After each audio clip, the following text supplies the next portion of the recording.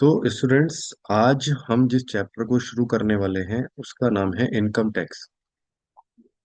इससे पहले कि हम इनकम टैक्स के बारे में क्वेश्चन शुरू करें, सबसे इम्पोर्टेंट है इन सब की बेसिक टर्मिनोलॉजीज को डिस्कस करना।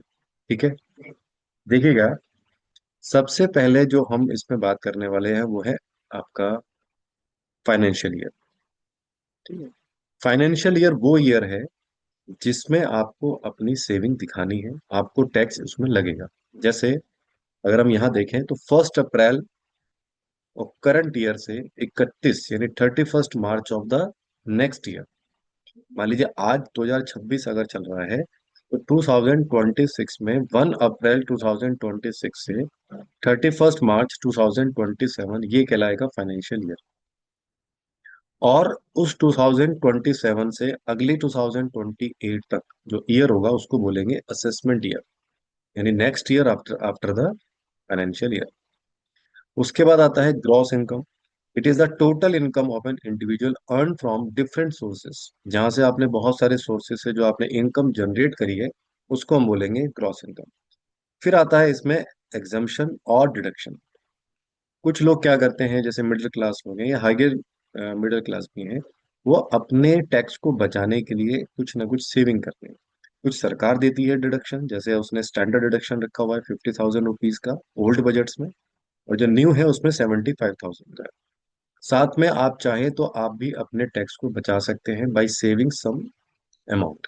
आप उसमें एनएससी करा सकते हैं। आप बच्चों की जो ट्यूशन फीस है उसमें सरकार आपको डिडक्शन देती है। आपने कोई मेडिकल इंश्योरेंस ले रखा है वहां पर है, हाउस का लोन लिया है वहां पर, तो ऐसे बहुत सारे डिडक्शंस हैं। आपको इस चैप्टर के लिए उन डिडक्शंस को याद रखना पड़ेगा। देखिए, जब से सबसे पहले इसमें आता है आपका standard deduction. House rent allowance जो है वो इस वाले पूरी एक्सरसाइज में से उन्होंने एक्सक्लूड किया हुआ है, उन्होंने हाउस रेंट अलाउंस को इंक्लूड नहीं किया है। तो हम जो भी क्वेश्चंस करेंगे वो विदाउट एचआरए करेंगे। वैसे मैं आपको समझा देता हूँ कि जो एचआरए है वो चीज है कि जब कोई आदमी या कोई फैमिली रेंट पे रहती है तो वो अब उस रेंट के जो रेंट पे करती है उस पे को वो अपने कंपनी से ले सकती है यूजिंग एचआरए। इसको बोलते हैं हाउस रेंट अलाउंस। फिर नीचे लिखा है इसमें स्टैंडर्ड डिडक्शन, जैसे मैंने आपको बताया कि 50,000 रुपीज का स्टैंडर्ड डिडक्शन है। अब यहाँ से शुरू होते हैं सेक्शन वाइज आपके डिडक्शन। 80C का जो डिडक्शन है उसमें क्या क्या चीजें आती हैं आपको, उसमें एलआईसी आती है, लाइफ इंश्योरेंस प्रीमियम। उसमें आपका equally equity linked saving scheme आती है, ईपीएफ आता है, उसमें आपका जीपीएफ आता है।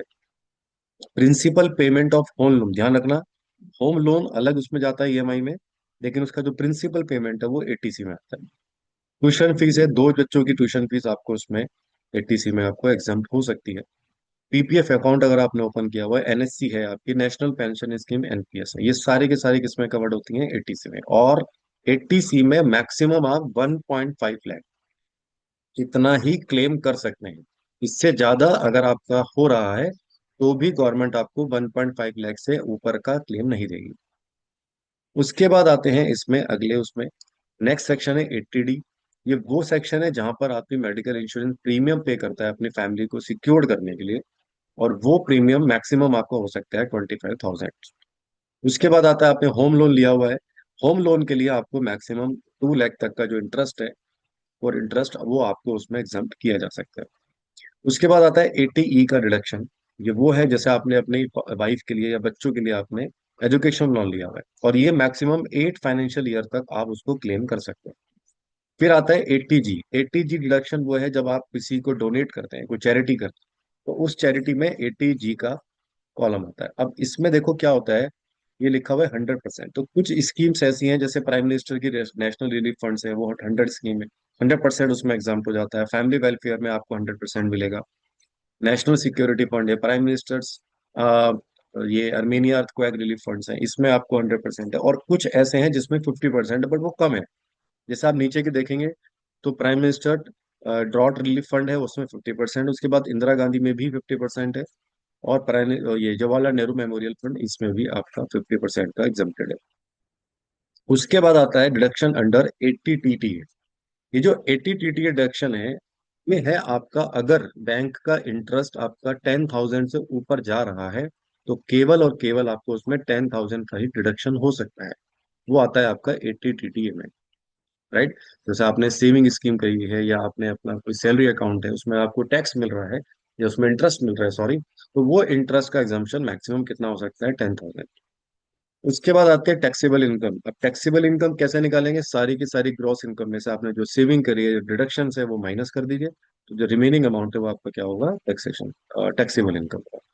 अब इसमें दो रेजिमे, ओल्ड का है और न्यू है।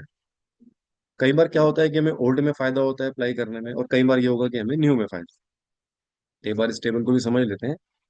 देखिए, अप टू 2.5 लाख, 2.5 लाख तक सरकार आपसे कोई टैक्स नहीं ले रही है, उसमें आपको एक भी रुपए का टैक्स नहीं देना है, चाहे आपकी सेविंग है या नहीं, तो वो निल हो गया। 2.5 लाख से लेकर के 5 लाख तक का अगर आपका टैक्सेबल इनकम आती है, तो वो उसमें आपको 5% का टैक्स देना पड़ेगा। तो 2.5 से 5 में 5% हो गया, 12,500 रुपये ये आपके जाएंगे। फिर 5 लाख से 10 लाख तक जो है उसमें आपको ये तो देना ही है 12,500, प्लस साथ में 20% टैक्स पे करना है। 5 से 10 के बीच में जो भी अमाउंट आएगी आएगी। और अगर आपका सैलरी या आपके टैक्सेबल इनकम 10 लाख से ऊपर है, तो आपको इसमें क्या करना पड़ेगा? 5 से 10 वाले जो अमाउंट आया वो, यानी कि वो कितना आ रहा है आपका? 12,500 प्लस 1 लाख, यानी 1,12,500, ये तो पे करना ही करना है। प्लस जो इससे ऊपर का अमाउंट है उसमें 30% टैक्स लगेगा। ये टेबल है 60 ईयर से नीचे जो लोग हैं उनकी। अब आते हैं सीनियर सिटीजन की। सीनियर सिटीजन की जो टेबल है, उसमें आपको जो एग्जाम्पशन दिया हुआ है वो पहले वाले में 2.5 लाख थी, अब है 3 लाख। फिर नीचे 2.5 से 5 है, इसमें 3 to 5 है, बाकी सब चीजें सेम है। नेक्स्ट है उसमें 5 से 10, यहाँ पर भी 5 से 10 है, सेम अमाउंट है 20%। अबव 10 पे वहां पर 30% है, यहाँ पर भी 30%, बस एक स्लैब चेंज हुआ है। 2.5 लाख से हम किस में आ गए? 3 लाख तक। अब सबसे important, tax rebate under section 87A। अगर मान लीजिए आपका ग्रॉस इनकम में से जो सेविंग और डिडक्शन है वो माइनस करने के बाद आपका अमाउंट 5 लाख से कम आ रहा है, बहुत इंपॉर्टेंट पॉइंट है, ध्यान से सुनिएगा। अगर वो अमाउंट 5 लाख से कम आ रहा है, तो आपको एक भी रुपए का टैक्स नहीं पे करना है।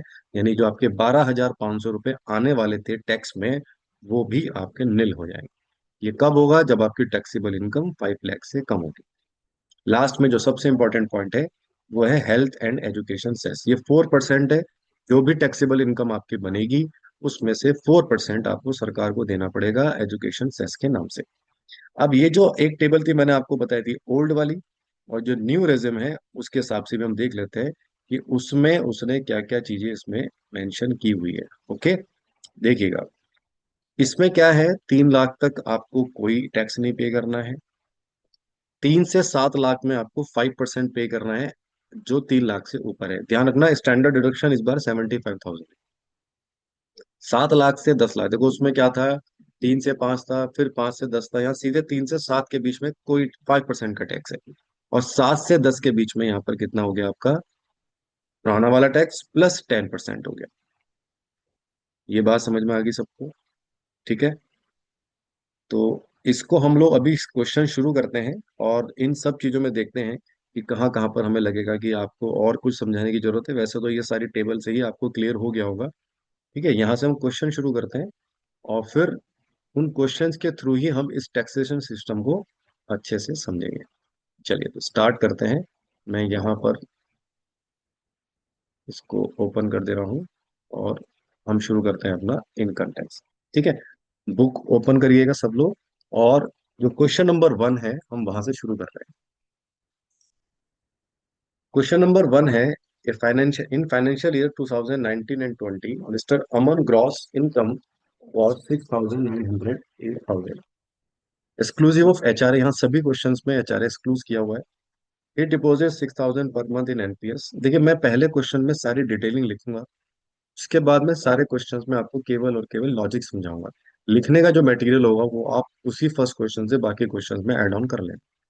ठीक है, मुझे लगता है समझाने के लिए वो इतना जरूरी है। बाकी के क्वेश्चंस का मैं सॉल्यूशन आपको दे दूंगा। उसके बाद 6,000 रुपीज आपका एनपीएस हो गया। 24,900 आपकी एलआईसी प्रीमियम हो गया। फिर उसने एनएससी परचेज करी है 30,000 रुपीज की। 15,000 रुपये उसने चीफ मिनिस्टर फंड में डोनेट किए हैं। तो कहा गया है कि बताइए भाई उसका इनकम टैक्स जो है वो कितना बैठेगा। चलिए स्टार्ट करते हैं, टेबल की फॉर्मेशन में बनाते हैं।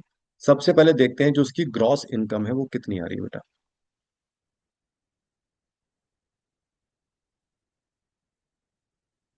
ठीक है। जो ग्रॉस इनकम है वो आपको दे रखी है इन्होंने 6,98,000। ठीक है बेटा। अब सबसे पहले क्या काम करना है आपको, स्टैंडर्ड डिडक्शन। अच्छा, किस रेजिमे में लेना है? अ, उसने मेंशन किया है कि क्या आपको ओल्ड लेना है या न्यू लेना है। Relief fund income paid by mister at the end of financial year, ऐसा कुछ भी मेंशन नहीं है। तो मुझे लगता है कि हम इसमें ओल्ड वाला ही हमें स्टार्ट करना चाहिए, और एज जो है वो 35 ईयर से कम है। तो जो सीनियर सिटीजन वाला स्लैब है वो उसमें नहीं लगेगा।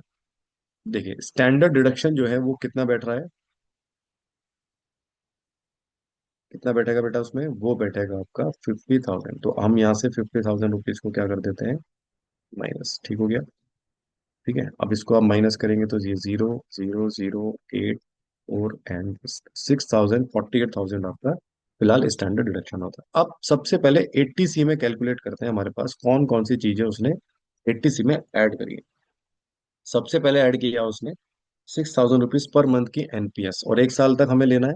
तो 6,000 इंटू 12, और ये हमें सेव करना है उसका एनपीएस। तो ये कितना हो जाएगा आपका, 72,000 का आपका उसने एनपीएस सेव किया। फिर उसके बाद उसने 24,900 की एलआईसी, ये भी हमारी 80C में आएगी। एलआईसी आ गई आपकी 24,900, ये आपकी एलआईसी आ गई। नहीं, यहाँ लिख देते हैं 24,900, इसको हम एक साथ ऐड कर लेंगे।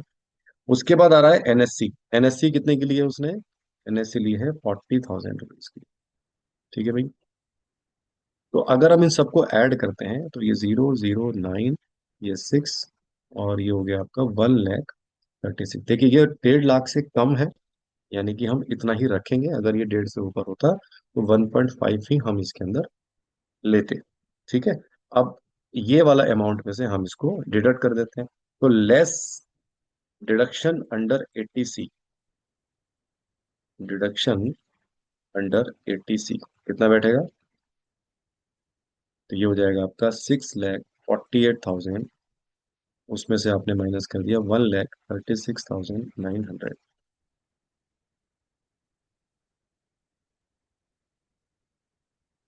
ये बैठ गया आपका 5,11,100, है ना। आई थिंक इसमें एक और जीरो आ जाएगी, ये ठीक हो गया। 5,11,100, ये आपका बैठ गया इसमें 80C में। अब देखिए चलते हैं इसमें और क्या क्या मेंशन किया हुआ उसने। उसने चीफ मिनिस्टर रिलीफ फंड में पेमेंट करी है 15,000 रुपए की, और ये चीफ मिनिस्टर वाला जो होता है वो 100% रहेगा। इसका मतलब अब ये किस में कवर हो जाएगा आपका, ये कवर होगा 80G में। तो 80G, reduction under 80G, 80G, 80G में जो डिडक्शन होगा वो कितना आ रहा है, 15,000 रुपये का। तो भाई ये भी माइनस कर देते हैं। तो 5,11,100 में से ने माइनस कर दिया 15,000,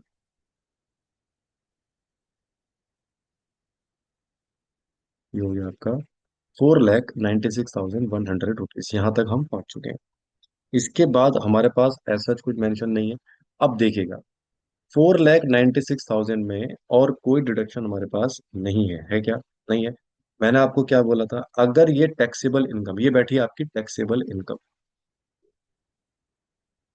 और अगर टैक्सेबल इनकम आपकी 5 लाख से कम आती है तो इसमें कितना टैक्स आपको पे करना है, nil। तो यानी कि जो इसमें पूछा गया है कि mister Aman at the end of the financial year कितना पेमेंट करेंगे, तो आप इसका आंसर लिख के आएंगे nil। ये बात समझ में आ गई। ठीक है। अब थ्योरी तो इसी तरीके से लिखनी है। आगे के क्वेश्चंस में आपको सीधे लॉजिक्स में, यानी कि उसका सॉल्यूशन जो है वो डायरेक्ट करते हैं। ठीक है। चलिए स्टार्ट करते हैं अपना अगला क्वेश्चन, क्वेश्चन नंबर 2। चलिए, क्वेश्चन नंबर 2 है, in financial year 2019-20 Mrs Sumita's age 62 इस बार, यानी कि ये कौन हो गए, सीनियर सिटीजन हो गए हैं। ठीक है, तो सीनियर सिटीजन तो यानी कि वो 3 लाख वाला जो है सीनियर सिटीजन, यानी 3 लाख वाला जो स्लैब है वो उसमें अप्लाई होगा। एनुअल इनकम है उनकी 7 लाख, यानी ग्रॉस इनकम कितनी हो गई भाई उसमें, 758 और 000। ठीक हो गया। She deposited 750 per month GPF में है, फिर उसके बाद 23,400 रुपये हाफ ईयर इन LIC। 23,400 रुपये उन्होंने पर हाफ ईयर, यानी कि पूरे साल में कितना पे करा, इसका डबल कर देंगे। NSC परचेज करी है उन्होंने 25,000 रुपये की। 20,000 रुपये उन्होंने चैरिटेबल ट्रस्ट में डोनेट किया, जिसमें 50% का डिडक्शन है, पहले ही उसने मेंशन कर दिया। Calculate the income tax bye mister Sumita, क्या नाम, Mrs Sumita, sorry, Mrs Sumita paid at the end of financial year. चलिए अब एक एक करके सबसे पहले निकालते हैं 80C का डिडक्शन क्या क्या बैठ रहा है। पहले स्टैंडर्ड डिडक्शन कर लेते हैं। स्टैंडर्ड डिडक्शन कितना बैठेगा वो, 50,000। ठीक है, तो ये हो जाएगा आपका 0,0,0,8 एंड दिस, ये आपका स्टैंडर्ड डिडक्शन हो गया। 80C के अंदर आते हैं, सबसे पहले उसने जमा किया है जीपीएफ, और जीपीएफ जमा किया उन्होंने 7,500 को हमने किससे मल्टीप्लाई किया, 12 से, तो ये आ गया आपका 90,000। उसके बाद उन्होंने LIC का प्रीमियम पे किया, और LIC जो वो पर हाफ ईयरली पे किया, तो यानी कि साल में 2 बार अगर हम पे करेंगे, तो ये जो 23,400 है उसको 2 से हमने क्या कर दिया, मल्टीप्लाई। ये कितना हो जाएगा भैया आपका, 46,800। और NSC में जो कंट्रीब्यूशन है उनका, वो कितना बैठ रहा है बेटा, वो बैठ रहा है 25,000। ठीक हो गया, इन सबको हम ऐड कर देते हैं। तो देखिए ये जीरो, ये जीरो, और ये आपका 8, 6, 5, 11, 1, और ये रहेगा 9, 4, 13, 2, 15, यानी कि कितना बैठ गया आपका, 161। ठीक हो गया। अब ये जो प्रीमियम, अब जो ये 80C बैठा है, ये आपको दिख रहा होगा, ये 1.5 लाख से ज्यादा बैठ रहा है। और लेकिन हमें कितना मिलेगा स्टैंडर्ड डिडक्शन, हमें मिलेगा 1,50,000। तो वही हमें क्या करना है, इसमें से माइनस करना है। 708,000 में से आप माइनस करेंगे 1,50,000, नॉट 1,61,800, है ना। ये हमें माइनस नहीं करना है। 0,0,0, this is 8, this is 5, and this is 558,000। अब आते हैं डोनेशन पे। उन्होंने डोनेशन कितनी दी है 80G के अंदर, 20,000 है, लेकिन उसमें 50% का डिडक्शन है। अब 50% का डिडक्शन है, तो कितना कट होगा केवल, बताइए बेटा, कितना कट होगा, 10,000। तो 80G का डिडक्शन है, वो भी मैंने इसमें से माइनस कर दिया। देखिए मैं बार बार नहीं लिख रहा हूँ 80G, वो आप लोग साइड में लिख लेना। ये बैठ गया आपका 548,000। ये आपका आ गया स्टैंडर्ड। अब आप सोचिएगा, ये फाइनल टैक्सेबल इनकम बनी, और आपकी जो टैक्सेबल इनकम है ये 5 लाख से ऊपर है। तो अगर 5 लाख से ऊपर आएगी, तो हम उस स्लैब का इसमें क्या करेंगे, यूज करेंगे। तो सबसे पहले तो हम क्या करेंगे, इसमें जो 3 लाख तक का एग्जम्प्टेड है उसको हटा देते हैं। तो हमने 3 लाख इसमें से हटा दिया। ठीक है जी। अब आप देखिएगा नेक्स्ट जो स्लैब था वो क्या था, वो 3 से 5 के बीच में था। कितना था, 3 से 5 के बीच में, 5%, यानी कि 2 लाख रुपए का 5%, वो बैठता है आपका 10,000 रुपये। तो एक तो आपको ये पे करना है, और जो 5 लाख से ऊपर बैठ रहा है अमाउंट, वो कितना बैठ रहा है, 48,000। और 48,000 का आपको देना है 20%। स्लैब चेक करिएगा, उसमें लिखा है 3 लाख तक कुछ पैसा नहीं देना है, 3 से 5 के बीच में आपको 20+5% देना है। तो फिर 3 से 5 के बीच में जो अमाउंट आया वो आया 2 लाख, इसका 5% निकालो, कितना आ गया, 10,000 रुपये, है ना, ये 10,000। और जो बाकी बचा अमाउंट है वो कितना है, 48,000। अब देखिए 48,000 जो हमारे पास बचा है उसका क्या लेंगे हम, 20%। तो 48,000 का 20% निकाल लेते हैं, कितना देगा, 9,600। ये अमाउंट आपका टैक्स में आ गया। तो मुझे बताइए फाइनल जो टैक्स पे करना है वो कितना पे करना है। एक तो 10,000 आपके आए थे, प्लस आपने ये निकाला 9,600। मेरा फाइनल जो अमाउंट बैठा वो कितना बैठ गया, 19,600। एक बार और चेक कर लेते हैं ये सब चीजें इसके अंदर। ठीक है जी। अब आपको क्या करना है, 4% का इसमें, मैंने क्या बोला था, सेस ऐड करना है, एजुकेशनल सेस। तो 4% लगेगा आपका इस अमाउंट पर, एजुकेशनल सेस, यहाँ लिख देते हैं, एजुकेशनल सेस,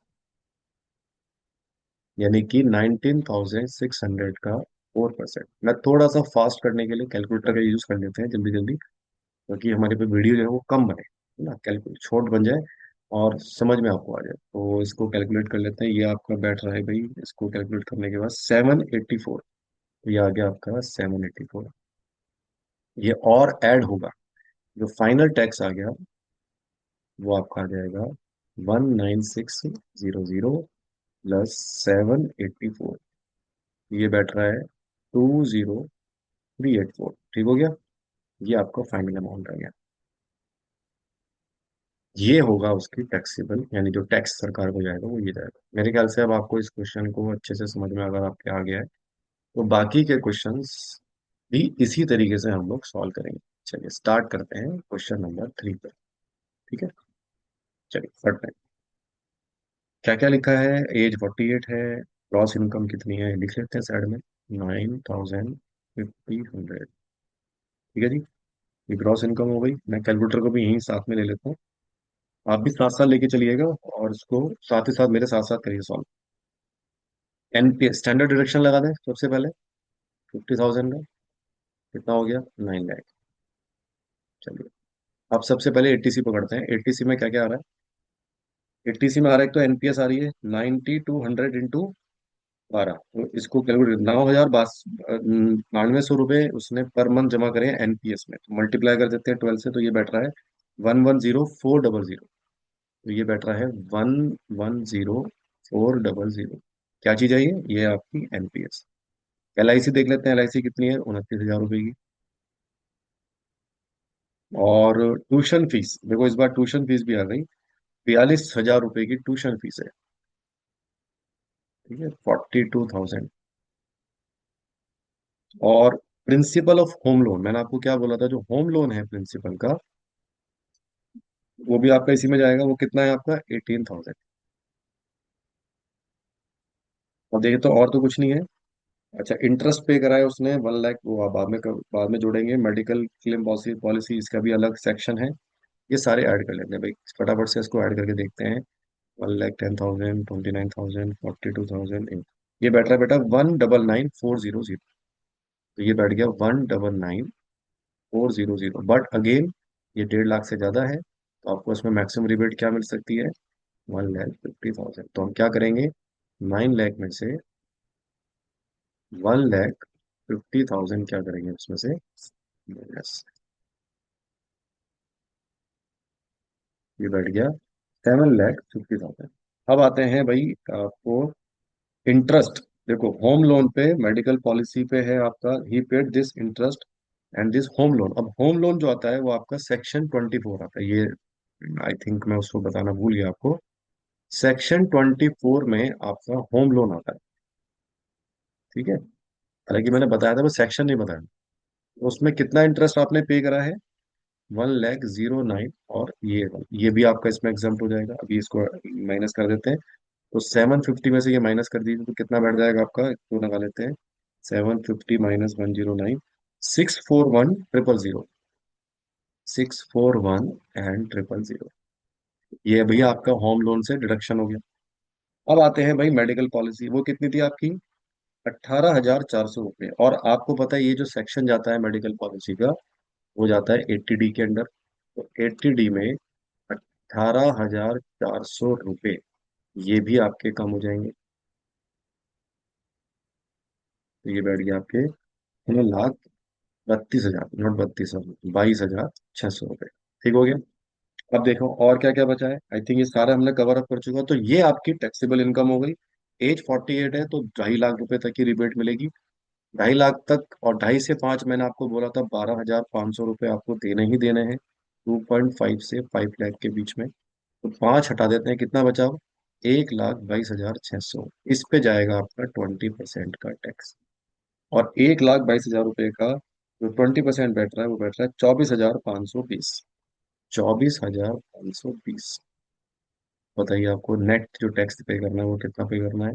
12,500 प्लस 24,520। इसको जब अगर हम ऐड कर देते हैं, तो ये बैठ रहा है आपका 37,020। 37,020। क्या लगेगा इसमें? 4% का सेस लग जाएगा। तो 37,200, 37,020 पे आपने 4% का सेस लगा दिया। और इसको हम कैलकुलेट करें तो ये बैठ रहा है आपका 1,481। इन दोनों में अगर फाइनल जो टैक्स अमाउंट आएगा वो कितना आएगा? 3,7020 प्लस 1,481। इसको हम ऐड कर लेते हैं, ये आ रहा है आपका 38,501। ठीक हो गया। तो ये आपका अमाउंट बैठ जाएगा 3851, ये आपकी टैक्स हो गया। चलिए अगले क्वेश्चन पे आते हैं, क्वेश्चन नंबर 4 पे। 2019-20 है, रोहित की एज है 30 ईयर्स, ग्रॉस इनकम है आपकी वाली, तो ले लेते हैं ग्रॉस इनकम 885 एंड 400। ठीक हो गया। नेक्स्ट देखिएगा इसमें, ही डिपॉजिट 85,000 एनपीएस, ये भी आपका एटीसी में आ जाएगा। फिर ये एलआईसी भी इसमें आ गई, फिर एनएससी भी आ गया, ट्यूशन फीस आ गई आपकी, ये भी इसमें आ गया। 16,000 रुपये पर मंथ उसने एडवांस इनकम टैक्स दिया है 11 महीने तक, ये अच्छा क्वेश्चन है। एडवांस इनकम टैक्स का मतलब क्या है कि जो भी आपका इनकम टैक्स बनेगा पहले हम उसको कैलकुलेट कर लेंगे, लेकिन वो अपनी कंपनी को ऑलरेडी 11,000 रुपये, 1,500 रुपये पर मंथ दे रहा है। यानी कि वो पहले से ही अपना टैक्स पे करता आ रहा है। जो हमारा फाइनल टैक्स मिलेगा उसमें से हम 11 महीने का जो 1,500 रुपये का अमाउंट हर मंथ महीने दे रहा है वो हम उसमें से माइनस कर देंगे, कि उसने पहले से ही अपने पास टैक्सेबल जो टैक्स अमाउंट था वो पहले से पे कर रहा था। Calculate the income tax paid by at the end of financial year. चलिए इसमें से स्टैंडर्ड डिडक्शन पहले निकाल लेते हैं। कितना होगा बेटा? 50,000। ये हो गया आपका 00453 एंड 8 लाख 35,000 रुपये। ठीक हो गया। अब आते हैं 80C के अमाउंट पे। 80C में देखो कौन कौन सी चीजें आ रही हैं। एक तो भाई इसने पे करा एनपीएस, ये कितना आ रहा है? 85,000। और एलआईसी का प्रीमियम पे करा है, वो है 38,000 रुपये। फिर उसने एनएससी दिया है, एनएससी का जो पेमेंट है वो कितना जा रहा है? 30,000 रुपये। और फिर उसके बाद उसने ट्यूशन फीस भी आई है इसमें, वो कितनी बैठ रही है? 18,000। इन सबको अगर हम ऐड कर लें, तो मैं इसको ऐड कर देता हूँ अलग से। और ये आ रहा है 30,000, 18,000, और ये आ गया 1,71,171,000। ठीक हो गया। बट स्टैंडर्ड डायरेक्शन कितना जाएगा? 1,50,000। ठीक हो गया। अगर ये 1 लाख का 50,000, तो आप इसमें से क्या कर दीजिए, इसको माइनस 150,000,004,586,685, और ये बैठ गया आपका 400। नाउ जो, और तो मेरे ख्याल से उसने कुछ भी जमा नहीं किया है। हाँ, पहले इस पे टैक्स निकाल लेते हैं। कितनी एज है? 30 ईयर्स की एज है, तो पहले तो आपको पता ही है 2.5 लाख तक कोई नहीं है। 2.5 से 5, 12,500 रुपये जो देने देने हैं। 5 हटा देते हैं तो कितना बचा? 1,85,400 रुपये। इस पे कितना जाएगा आपका? 20%। देखते हैं भाई कितना आ रहा है 20% इसका। ये आ रहा है 37,080। ये बैठ गया आपका 37,080। इसको ऐड कर देते हैं, तो इसको ऐड करने पर जो आ रहा है 12,500, इसको ऐड करके बताता हूँ मैं आपको। 37,080 आ गया 49,580। तो जो टोटल अमाउंट आ रहा है वो आ रहा है 49,580। इसमें 4% का आप सेस लगा दीजिए। 4% का अगर आप सेस लगाते हैं तो ये बैठ रहा है 1983। तो ये और ऐड कर देते हैं इसमें। तो 49,580 प्लस 1983, ये बैठ गया आपका 51,563। 51,563, इतना टैक्स आपको देना था। बट अगेन उस पे आते हैं कि 1,500 रुपये अब वो आपको हर महीने पे करता रहा, यानी कि 1 लाख, है ना, 16,500, ये उसने ऑलरेडी पे कर दिए। तो क्या करें, इस 16,500 रुपये को हम इसमें से माइनस कर देते हैं। तो 51 और 563 में से हम 16,500 रुपये माइनस कर देते हैं। 3,605 और 35। फाइनल आंसर कितना आ गया? 3,5063। क्लियर हो गया सबको? चलिए नेक्स्ट क्वेश्चन पे आते हैं, क्वेश्चन नंबर 5। मिस्टर रेड्डी हैं जो 58 ईयर्स के हैं, तो इसका मतलब वही लेस देन 60 वाला इसमें स्कीम लग जाएगी। एनुअल सैलरी कितनी है? उनकी एनुअल सैलरी है 10,54,000। हम्म। चलो जी, स्टैंडर्ड डिडक्शन कितना होगा इसमें? अच्छा, इसमें he earn this on saving, ठीक है जी। He earn 17,500 interest on saving bank, मैंने आपको बोला था जिसमें से आपको 10,000 का ही डिडक्शन मिलेगा, इतने का नहीं मिलेगा। 12,000 रुपये पर मंथ उन्होंने जीपीएफ में जमा करे हैं। 45,000 रुपये उन्होंने एनुअल प्रीमियम पे करा है इंश्योरेंस पॉलिसी का। फिर 1,98,000 इंटरेस्ट और 40,000 रुपये प्रिंसिपल होम लोन का, ये एटीसी में जाएगा, और 1,98,000 मेडिकल पॉलिसी में जाएगा। ठीक है, चलिए आगे देखते हैं। उसके बाद 18,000 रुपये इंटरेस्ट का एजुकेशन लोन जो उन्होंने पे किया है, ये भी आपका डिडक्शन में जाएगा। मेडिकल पॉलिसी लिए वो भी। और इनकम टैक्स हमें कैलकुलेट करना है फाइनेंशियल ईयर का। Assuming that the data given below, calculate the income tax with the new result. अब न्यू वाला सिस्टम क्या था, जिसमें आपको 80C वगैरह जो भी, देखो इसमें पूछा ये गया है, calculate the income tax with the new tax regime. I think इसमें खाली न्यू टैक्स का ही मेंशन किया हुआ है। तो हम एक काम करेंगे, हम एक काम करते हैं, इसमें न्यू और ओल्ड एक बार दोनों का देखते हैं। ठीक है ना, ओल्ड का भी देखते हैं और न्यू का भी देखते हैं। ओल्ड वाले के हिसाब से चलेंगे तो ये वाला डिडक्शन हो गया, इसमें से 50,000 रुपये का आप डिडक्शन पहले कर लीजिए।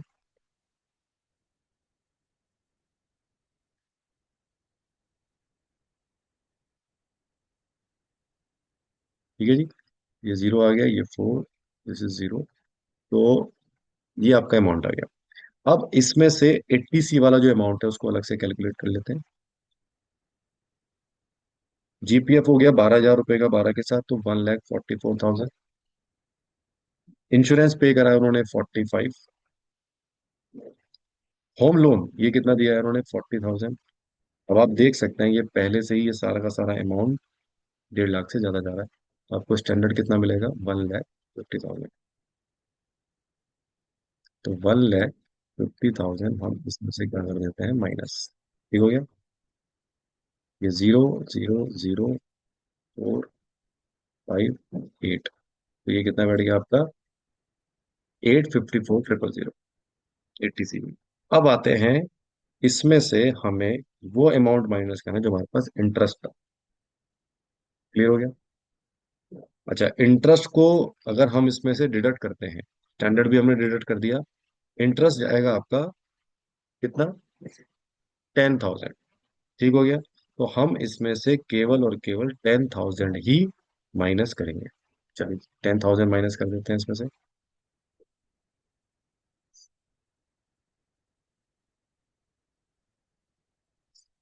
कितना बढ़ गया, ये 844 और 000। ठीक हो गया। अब ध्यान से देखिएगा इसमें क्या चीज हमें प्रॉब्लम हुई है। टैक्स तो 10,000 कटा। हम्म, और हाँ कितना, 17,500 रुपये का। तो भाई एक बात बताओ, 10,000 रुपये आपने कट कर दिए, 7,500 रुपये तो उसको दोगे ना बेचारे को। तो यानी कि 7,500 जो है वो तो कम से कम उसको दीजिए। है ना भाई, कितना था, 17,500। ये कितना बैठ गया आपका, 0,0,5,11,5 और 8। ये बैठ गया आपका 851,500। भाई मेरे ख्याल से ये सबको समझ में आया कि नहीं आया, कैसे कराना है। 17,500 या तो आप स्टार्टिंग में ऐड कर दो, फिर 10,000 रुपये उसमें से माइनस कर दो, या 10,000 हमने अब माइनस कर दिया, और फिर उसमें 7,500 रुपये हमने ऐड कर दिया। 8,51,500 रुपये हमारे यहाँ पर बैठ जाते हैं। अब इसमें से जो इंटरेस्ट था वो और डिडक्ट कर दीजिएगा। तो लेस होम लोन, वो कितना है, वो है आपका 1,98,000। ये इसमें से और माइनस कर दीजिए आप। ठीक हो गया। जो बाकी बचा बैलेंस है, उस बैलेंस पे क्या लगेगा आपका, टैक्स। अच्छा, क्या इसमें और भी कुछ चीज छूट रही है, हाँ जी। एक इसमें जो है एजुकेशन लोन, वो कितना दे रखा है, 18,000 रुपये, ये भी माइनस कर दीजिए आप। ये भी माइनस हो जाएगा। जो फाइनल अमाउंट बचेगा उस पे आपको क्या देना है, टैक्स पे करना है। और एक और चीज रह गई इसके अंदर, अभी मैं देख पा रहा हूँ, जो मेडिकल पॉलिसी है, वो मेडिकल पॉलिसी है 27,829 रुपए की, लेकिन मेडिकल पॉलिसी में मैक्सिमम जो रिबेट है वो 25,000। यानी कि आप एक काम करिएगा, इन सबको ऐड करके जो फाइनल अमाउंट आया था उसमें से क्या कर दीजिए, माइनस कर दीजिए। तो ये सब हमारे पास माइनस हो जाएगा। माइनस होने के बाद आपको मैंने पहले वाले क्वेश्चन में बताया है कि पहले इसमें से 2.5 लाख रुपए कम कर दीजिएगा, 2.5 से 5 में 12%, 12,500। उसके बाद 20%, 4% सेस, और ये सब चीजें कैलकुलेट हो जाएंगी। ठीक हो गया। हम देखते हैं इसमें अगर न्यू रेजिम के साथ चलें तो उसमें क्या होगा। देखो उसमें सबसे बढ़िया क्या है, इनकम क्या थी इसमें आपकी 10,71,500। न्यू में कोई सेविंग नहीं है, कुछ नहीं है, नथिंग एल्स, केवल और केवल स्टैंडर्ड डिडक्शन है। वो कितना है, 75,000 का स्टैंडर्ड डिडक्शन है। ये बात समझ में आ रही है। अब 75,000 का जो स्टैंडर्ड डिडक्शन है, वो आपने इसमें से क्या कर दिया, माइनस कर दिया। ठीक है। अब जो बचा हुआ बैलेंस है, उस पे आपको क्या लगाना है, टैक्स। और उसमें भी आपको याद है 3 लाख तक कुछ नहीं था, 3 से 7 पे था फिर वो 5%। चलिए इसको निकालते हैं, 0,05। ये आपका 6, ये आपका 9, और ये आपका कितना आ गया, 2। पहले तो हमने ये माइनस कर दिया। अब क्या करेंगे, 10,71,500 में से इनकम टैक्स किस पे लगेगा भाई। हम लगाएंगे इसके अंदर अब 3 लाख तक का, हम इसमें से माइनस कर देते हैं। ठीक है जी। तो 1 मिनट, 3 लाख इसमें से हम माइनस कर देते हैं।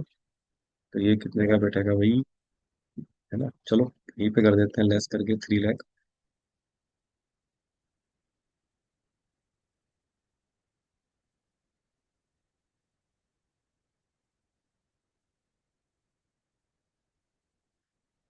6,96,500।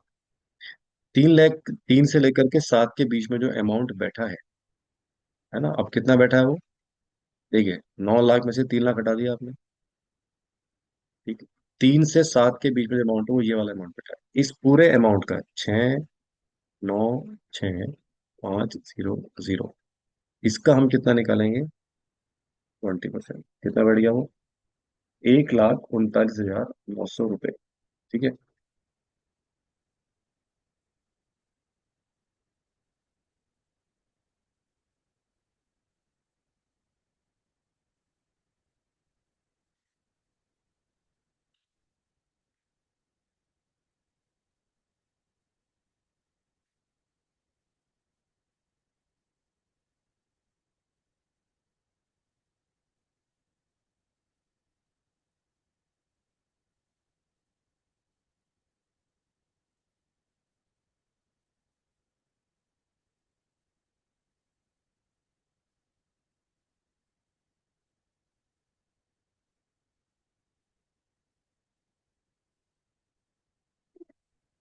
तो बोलना नहीं, आपसे करके, हम बोलना नहीं है अभी।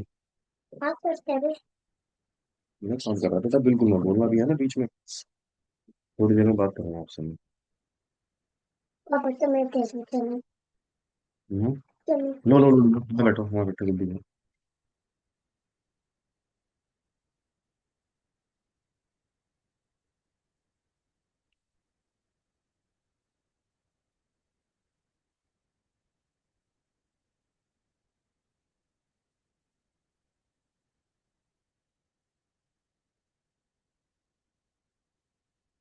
तो ये बैठ गया बेटा 3 लाख रुपए, है ना। तो 3 लाख अगर हम इसमें से माइनस कर देते हैं, तो अब 3 से 7 के बीच में जो अमाउंट है वो कितना बैठेगा, देखो 3 से 7 का मतलब हो गया 4 लाख। ठीक हो गया। 4 लाख का हमें निकालना है 5%। कितना हो गया, 20,000। इस पूरे अमाउंट में से 7 लाख रुपया माइनस कर दिए, कितना बैठ गया, 2,96,500 रुपये। ठीक हो गया।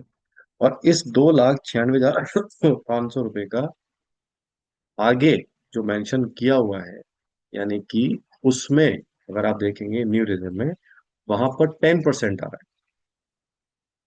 और जो हम इसका 10% करेंगे, वो कितना बैठेगा, 29,650 रुपये। ये समझ में आया बेटा। 3 लाख तक, 3 से 7 के बीच में आपका 5%, 7 से ऊपर वाले पे 7 से 10 में 10% का है। अब वो 10% जो है वो कितना है, 29,650। अब फाइनल अमाउंट जो बैठा है वो 20,000 रुपये इसमें ऐड कर दो। कितना हो जाएगा, 49,6,050। ठीक हो गया। इसमें आपने 4% का आपने क्या लगा दिया, सेस लगा दिया। अब देख लेते हैं वो सेस कितना आ रहा है। 4% निकालने के बाद 1986, 49,650, 49,650 प्लस 1986। जो फाइनल अमाउंट आ रहा है वो आ रहा है 51636। ठीक हो गया। तो ये 51636 जो आया है, ये किसके हिसाब से आया है? ये आया है आपका न्यू रेजिम के हिसाब से। आई थिंक इस क्वेश्चन को करने में आपको दोनों चीजें समझ में आ गई होंगी। ठीक हो गया। तो ये अमाउंट आ गया और साथ में आपका इसमें। ठीक है। तो आज के लिए इतना ही करते हैं। बाकी का जो क्वेश्चंस हो गया उसको हम अगली वाली क्लास में डिस्कस करेंगे।